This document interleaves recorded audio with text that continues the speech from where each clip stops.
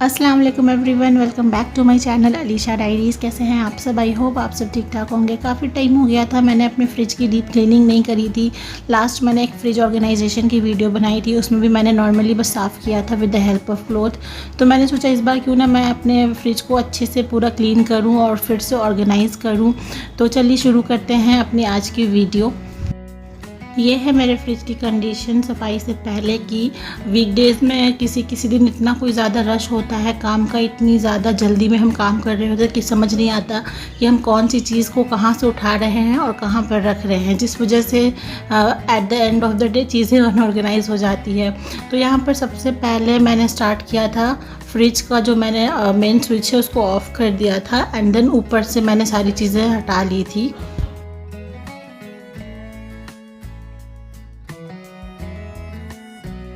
Then मैंने अंदर से सारी चीज़ों को निकालना शुरू कर दिया था एक एक करके। बहुत सारी चीज़ें एक्स्ट्रा भी हम रख देते हैं और हमें याद नहीं रहती तो वो चीज़ें ख़राब भी हो जाती है। तो मैंने सोचा कि इस बार मैं सारी चीज़ों को टाइमली निकाल दूँगी और ख़राब नहीं होने देना है।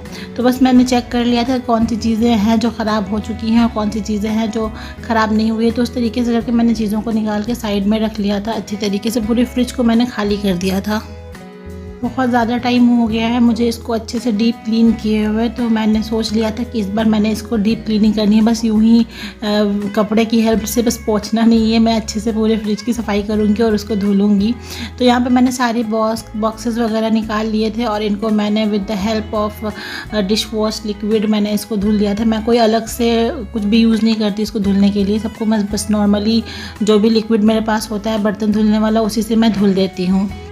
सबसे ज़्यादा मुझे डर लगता है ट्रेस को धुलने में, वो कांच की होती है और उसको वॉश करने में बहुत ज़्यादा हाथ से वो स्लिप भी करने लगता है कभी कभी, तो इसलिए बहुत एहतियात से मैं उसको साफ़ करती हूँ। तो मैं सबसे पहले उसको ही साफ़ करके निकाल देती हूँ एंड देन मैं ये बॉक्सेस वगैरह को साफ़ करती हूँ और फिर पानी ड्रेन आउट होने के लिए रख देती हूँ। जितनी देर में ये सूखेगा उतनी देर में मैं बाकी के फ्रिज को भी अच्छे से क्लीन कर लूँगी।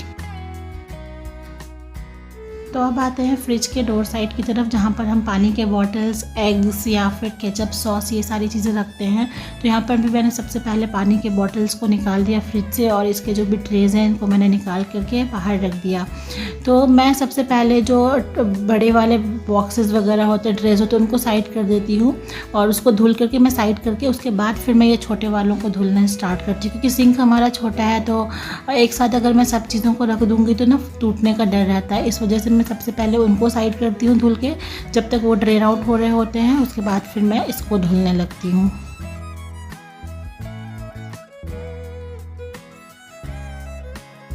इन सबको धुलने के बाद मैं ड्रेन आउट होने के लिए रख देती हूँ इसके पानी को, और ये सूख भी रहा होता है। तो मैं बढ़ती हूँ फ्रिज की सफाई की तरफ। फ्रिज को क्लीन करने के लिए मैं दो चीज़ें यूज़ करती हूँ मोस्टली, एक माइक्रोफाइबर क्लॉथ और दूसरा किचन में जो भी मेरे पास टिश्यू रोल पड़े होते हैं मैं उनको यूज़ कर लेती हूँ। और मेरे पास इस वक्त में कोई लिक्विड वगैरह थी नहीं तो मैंने उसको यूज़ नहीं किया। नॉर्मली मैंने एक टिश्यू की हेल्प से सबसे पहले इसको क्लीन करना स्टार्ट किया था। तो मैंने जितने भी इस पर स्टेन वगैरह थे या गंदगी थी उनको मैंने टिश्यू की हेल्प से निकाल लिया था। सिर्फ फ्रिज के अंदर ही नहीं बल्कि फ्रिज के डोर पे जो रबर्स लगे हुए होते हैं ना उसके अंदर से भी मैं टिश्यू की हेल्प से सारी गंदगी निकालूंगी। आप देख सकते हो कितना मेरा टिश्यू काला हो गया इसके अंदर जैसे मैंने सफाई शुरू करी।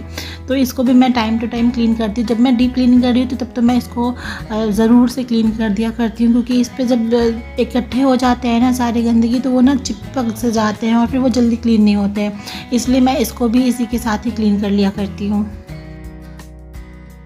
आफ्टर दैट मैं इस क्लॉथ की हेल्प से इसको क्लीन करती हूँ। मेरे पास इस वक्त घर में कोई DIY स्प्रे या फिर कोई ऐसा स्प्रे नहीं था जिसको मैं यूज़ कर लेती, तो मैंने नॉर्मली जो मेरे पास प्रिल लिक्विड पड़ा हुआ था ना उसी को मैंने पानी में डाला और इस कपड़े को उसमें डिप करके अच्छे से सारे पानी को एक्स्ट्रा निचोड़ करके देन उसकी हेल्प से मैंने सफाई करना स्टार्ट कर दी। देन मैं फ्रिज के डीप फ्रीजर की क्लीनिंग कर रही थी, तो डीप फ्रीजर की भी क्लीनिंग मैं सेम वैसे ही करती हूँ।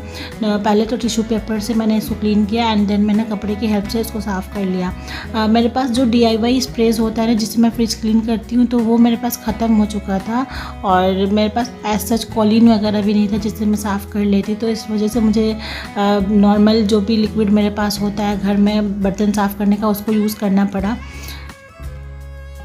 फ्रिज के अंदर की सारी क्लीनिंग मेरी कंप्लीट हो चुकी थी। देन मैंने सोचा कि बाहर का भी मैं अच्छे से साफ़ कर लूँ, तो इसको भी मैंने इसी क्लॉथ की हेल्प से अच्छे से पोंछा था। और ये जो मेरे पास माइक्रोफाइबर क्लॉथ है ना, ये मेरे पास किचन के लिए अलग है और फ्रिज की सफाई के लिए मैंने अलग रखा हुआ। इसको मैं सिर्फ़ और सिर्फ फ्रिज की क्लीनिंग के लिए रखती हूँ और दूसरा कहीं पर भी मैं इसको यूज़ नहीं करती हूँ। तो इसी से मैंने ऊपर का भी और बाहर का भी पोर्शन अच्छे से क्लीन कर लिया पूरा।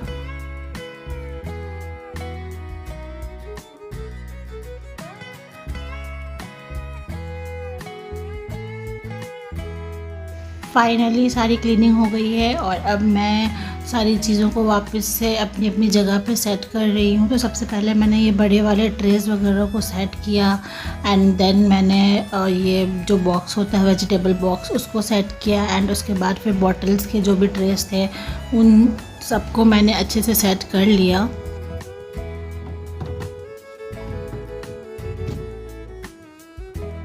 And now it's the time to reorganise our fridge. तो सबसे पहले जो भी मेरे पास वेजिटेबल्स बची हुई थी उसको मैंने वेजिटेबल बॉक्स के अंदर रख दिया एंड मेरे पास कुछ स्पाइस बॉक्सेस थे जिनको मैं फ्रिज में रखती हूँ।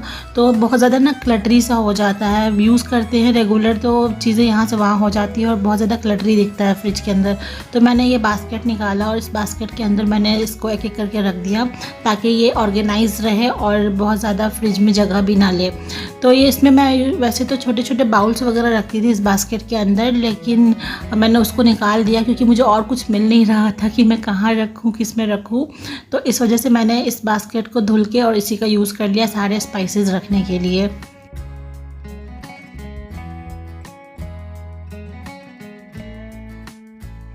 उसके बाद मेरे पास ये कुछ डेयरी आइटम्स थे लाइक कर्ड, बटर, चीज़, ये सारी चीज़ों को मैंने इसमें डाल दिया।